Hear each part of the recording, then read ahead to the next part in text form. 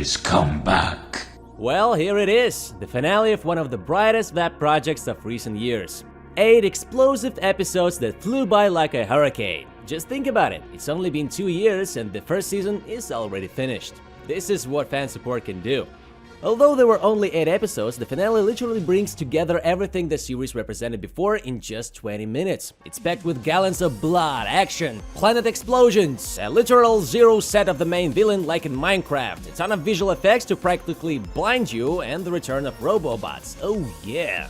So I can say, dear reader, that I was right in predicting that V would return a year ago, when she supposedly died. So yeah, I was right. I'm always right, and you should listen to me more often. Alright, jokes aside, the finale of our beloved web cartoon series from Glitch Murder Drones has recently been released. Yeah, I'm back with a bit of a delay, so I'm sorry. Yeah, I'm a bit messed up. But it all ended in a crazy, prolonged, and creatively action-packed battle with the main antagonist in the form of Sin, infected with a super calculator, also known as the Absolute Solver. The local intelligent ChatGPT, who got fed up with being used to solve your homework, decided to divide all the humanity, living and non-living objects, included by 0. And I represent this thing as a godlike intelligent program, capable of editing the world just like you're playing Garry's Mod or something like this. And as a cherry on top, collapsing everything into a black hole. I've been analyzing this project for a long time, ever since the very first episode, and back then, I didn't even believe that the series would continue due to its creator, Liam Wickers, but more on that later. So, Liam Wickers' creation is not foreign to me. I've always loved robots and drones, something like that, since childhood. WALL-E and XJ9 immediately come to mind, and oh yes, Transformers, of course. And fans won't tire of making me review Transformers Prime, right? So this time I propose not to just review the series, but to summarize the entire work and how it turned out, especially since we might see a continuation if you paid attention to the post-credit scene. But is it necessary, and what will it be like? So these are the questions we all have to ponder. Because no matter how much I love the drones, I must acknowledge that the show is not perfect, that the plot is presented in an extremely unconventional way, provoking contradictory emotions and general feeling that you don't understand anything at all. Judging by the comments under the videos and theories, yeah, such a picture emerges. I simply checked this by watching how different streamers reacted to these drones, and they were like, wow, cool action, but they didn't think much about the show and the characters whatsoever, so it begs the question, do streamers pretend to watch this show just so you throw them money, or the show truly that incomprehensible and strange for people over 25? And in the end, it seems like you watch the whole season, but you can't fully grasp it. Why are they all fighting?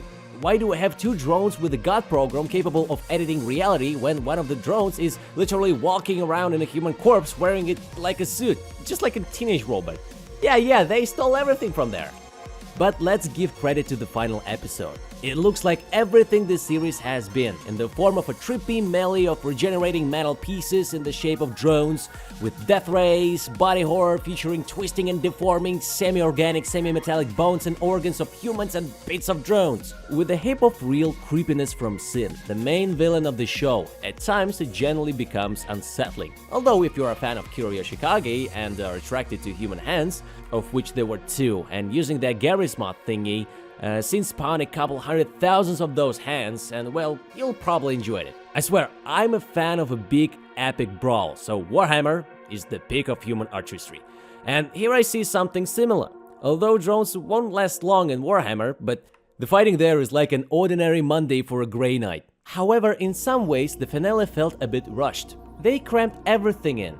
As cool as it is that the characters don't get much breathing room, everything is moving, something is happening, someone is killing someone is saying something, but sometimes it just feels like a stretched out 20-minute TikTok to keep kids from looking away. There is also support from Uzi's mother, flying in with her dad and school friends on a bus chased by a cyber raptor in a cowboy hat, which apparently V controlled. And Jay, whom everyone almost forgot about, was briefly thrown in as if it were important information. Like for the plot, that everything happening wasn't orchestrated by the drone company, but it was all manipulated by Sin. Yeah, she manipulated everything, and Jay kind of helped her by choosing the winning side. But it's presented so casually, like, where's the plot? Figure it out and let's just fight, so that's how it looks like.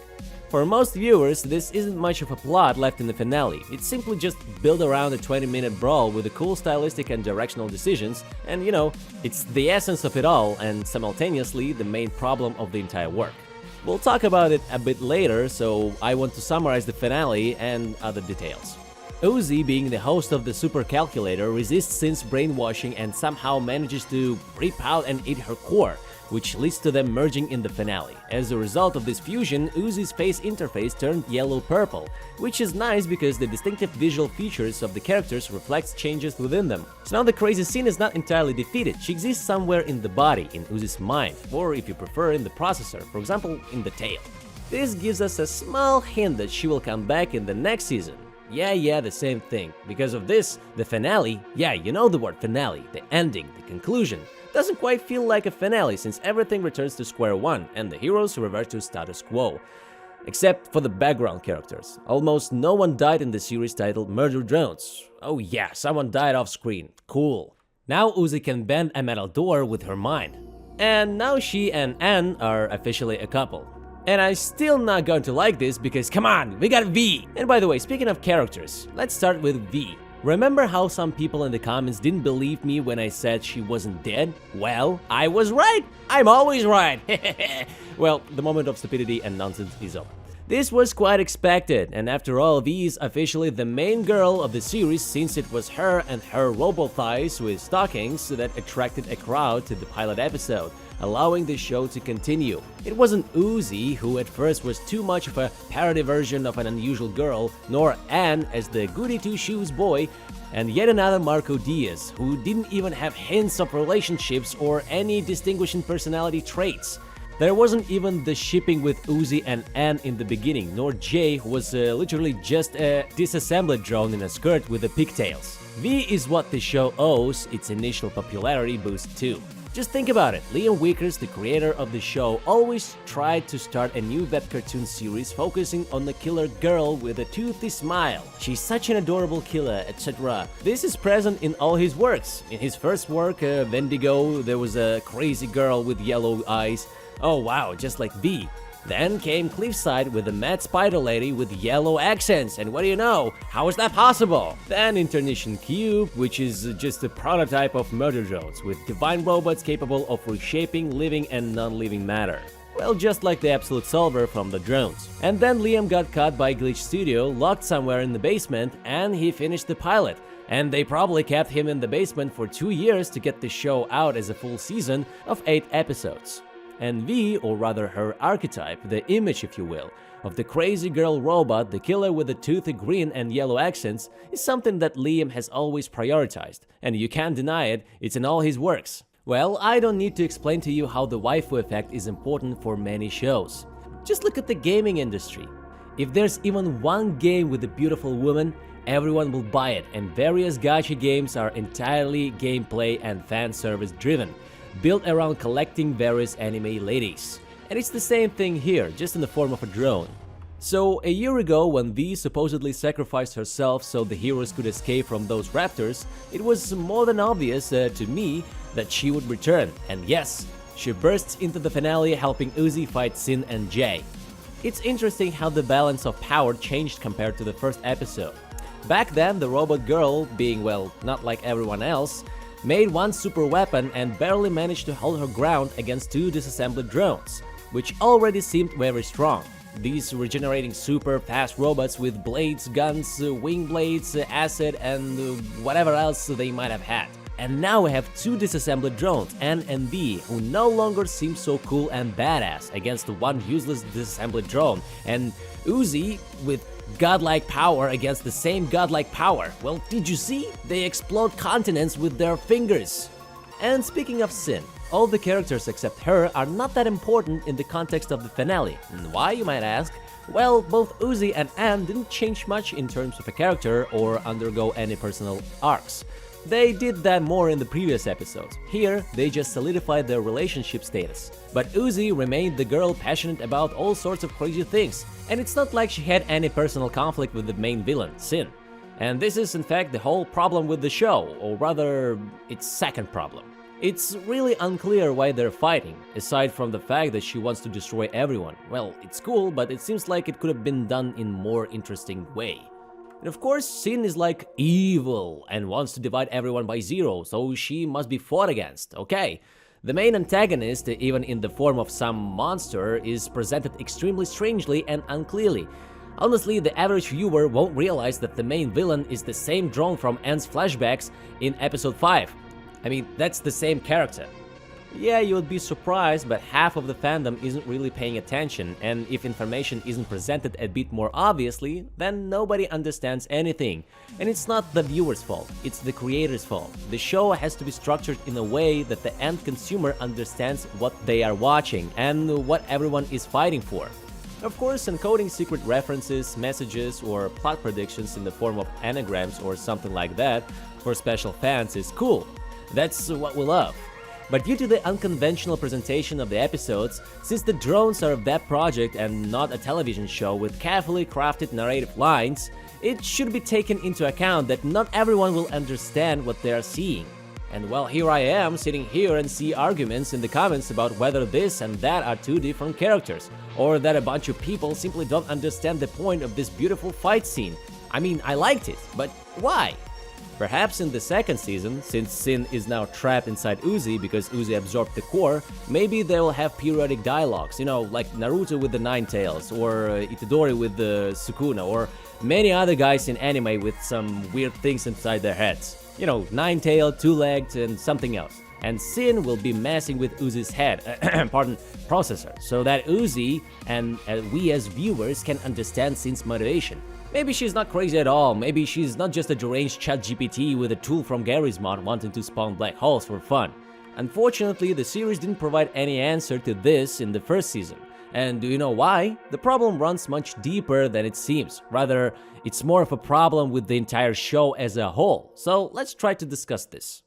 You see, Murder Drones is a web cartoon released on YouTube. This is both its strength and its weakness at the same time. And do you understand how pilots work in the animated series? They're made to test whether anyone needs this show, and if so, then it continues to be produced, but only in cases where the author is willing to develop the story for themselves on paper without counting on success. Only then will the show be considered excellent, even if it was made based on the pilot principle or if it was just ordered all at once. You remember how Liam Vickers is used to throwing out ideas without completion, right?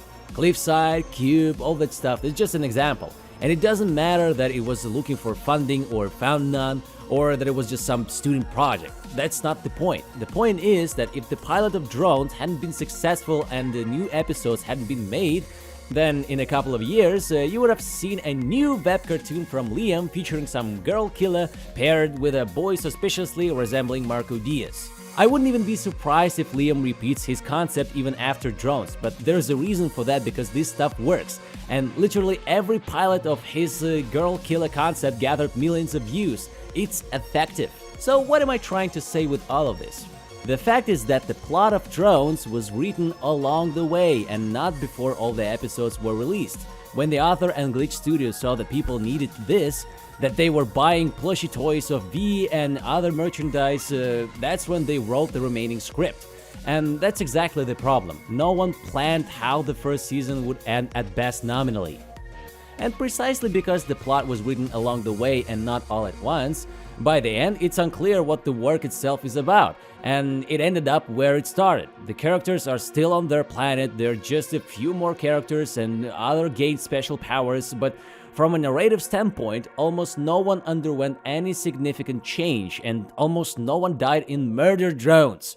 Although there were skeletons of people and remains of mangled drones everywhere, but for the most part, they were just background characters that no one cared about. I'm more than sure that the show didn't think through Sin, the people, the company that produced the drones, Tessa, and many other things that were somewhere in the background of the world of the series.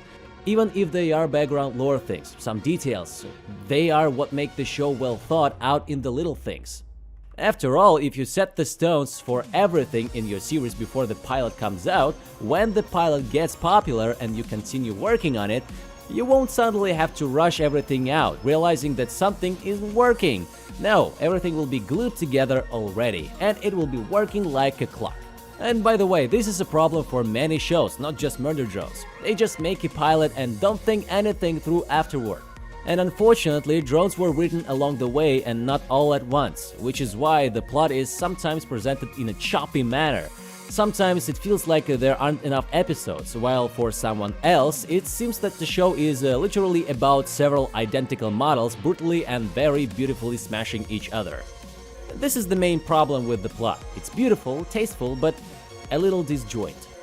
And to be fair, this is just my opinion, and I still like the show, and you can try to refute my thoughts by remembering the hints about the calculator were in the very first episode. But regarding the drones, I've been right many times, and I wouldn't be surprised if I'm right here too.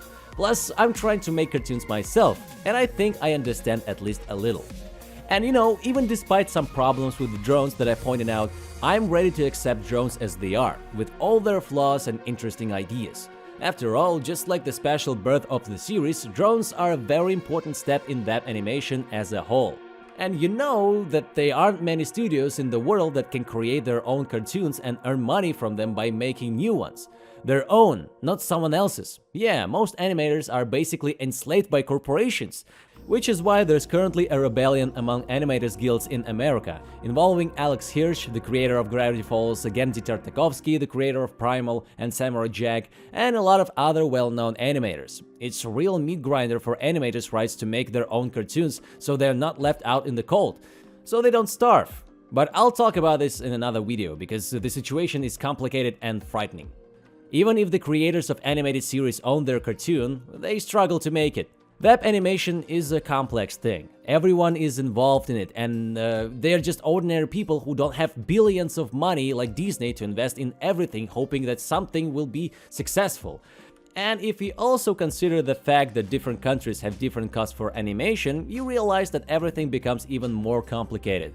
These independent animators survive on the internet only thanks to your support as viewers, only if you defend the creators, help them financially, hype up their shows, or do something else. Yes, they had worked with other YouTubers and Metarunner before, but in my opinion, drones finally allow Glitch to establish itself as a studio with original cartoons and interesting stories and characters. This Singaporean studio shouldn't have to grovel at the feet of Disney or kiss up to David Zaslav. Important things like crowdfunding and fan support, merchandising, licensing, all of this rests on their shoulders. And people won't easily forget about Glitch. You might like their series or dislike them for some reason, but one way or another, many people enjoy these things. If you don't like the drones, you might like Circus. If you don't like Circus, you might like drones or a new show they haven't announced yet. While one work is hyped, they can immediately create another so the brand of the studio doesn't fade away, so people know that these are our creators.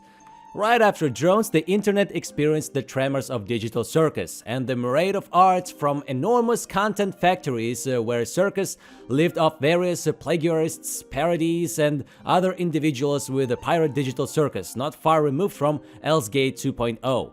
And then there are new projects from Glitch.